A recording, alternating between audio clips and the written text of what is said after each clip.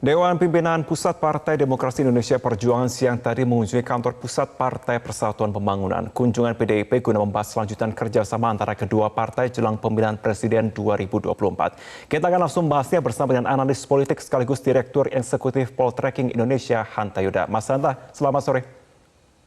Selamat sore, Marvin. Ya, Mas Hanta, pertemuan hari ini PDIP dan P3, apakah bentuk penegasan sebenarnya Koalisi Indonesia Bersatu sudah benar-benar bubar? Iya, saya kira ini membuat semakin terang kalau bicara secara de facto Koalisi Indonesia Bersatu sudah lama bubarnya. Kenapa? Karena keduanya sudah berpisah haluan politiknya. Paling tidak P3 sudah keluar dari tiga partai itu. Nah, maka tidak begitu relevan lagi mengatakan bahwa mereka dalam satu bangunan koalisi, Marvin.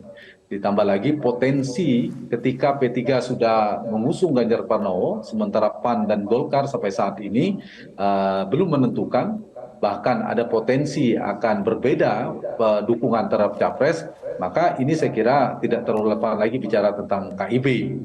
Kecuali mungkin mereka bisa merevisi dalam arti ketika misalnya akhirnya ketiga-tiganya memiliki keputusan capresnya sama. Lalu bisa disimpulkan KIB plus. Tapi dari formulasinya, formasi koalisinya, menurut saya KIB sudah tidak relevan lagi dibicarakan. Termasuk kalau misalnya Golkar bersama PAN membentuk koalisi tersendiri. Itu bukan KIB yang dulu mereka deklarasikan bersama ketika nota kesepakatan bersama tiga partai. Jadi secara de facto KIB sudah tidak relevan untuk dikatakan dalam kontestasi politik saat ini.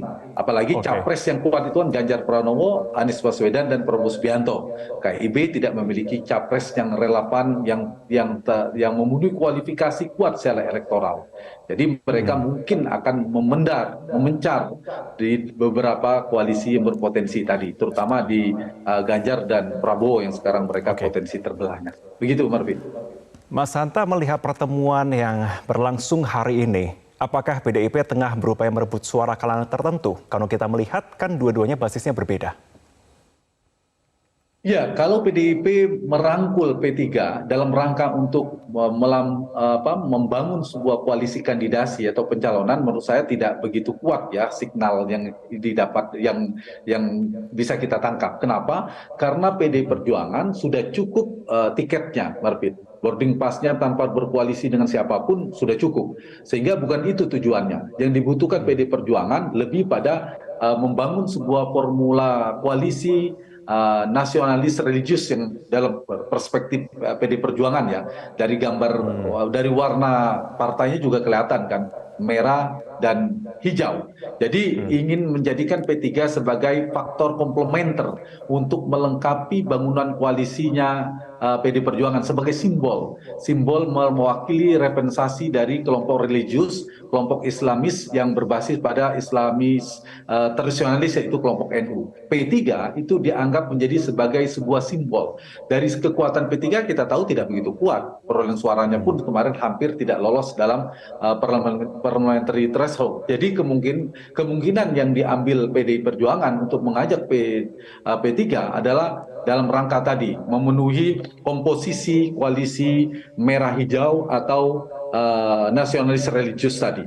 Jadi lebih pada upaya untuk membangun persepsi dalam winning the election atau koalisi election itu untuk melengkapi bangunan koalisi supaya tidak terkesan PD Perjuangan sendiri, tidak dilengkapi dengan kelompok religius gitu. Ditambah dari sisi governability, nanti kalau misalnya seandainya menang pun bisa membangun pemerintahan dalam koalisi yang tadi itu, merah dan hijau. Jadi kebutuhan PDIP ke P3 lebih pada simbol merepresentasikan kelompok Islam.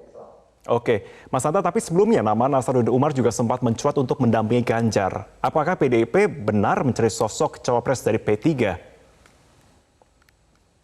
Iya, paling tidak dari nama-nama yang disebutkan yang belakangan ada tokoh-tokoh senior NU seperti Pak Nasaruddin Umar, itu bisa jadi sebagai alternatif masuknya lewat P3, bisa juga. Meskipun belakangan sebelumnya ada nama Sandiaga Uno. Saya melihat, Marvin, kalau bicara P3, apakah P3 punya pengaruh kuat dalam menentukan cawapres? Menurut saya tidak terlalu kuat ya. yang paling menentukan, yang lebih determinan, yang masih dominan tetaplah faktor PD Perjuangan, yaitu Ibu Megawati Soekarno Putri. Jadi P3 saya kira dari sisi kandidasi hanya sekedar melengkapi.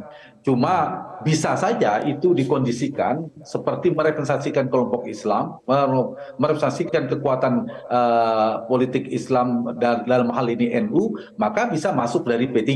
Jadi saya kira P3 sebagai basis kekuatan entitas politik itu tidak memiliki posisi daya tawar yang terlalu kuat sebenarnya untuk menawarkan cawapres.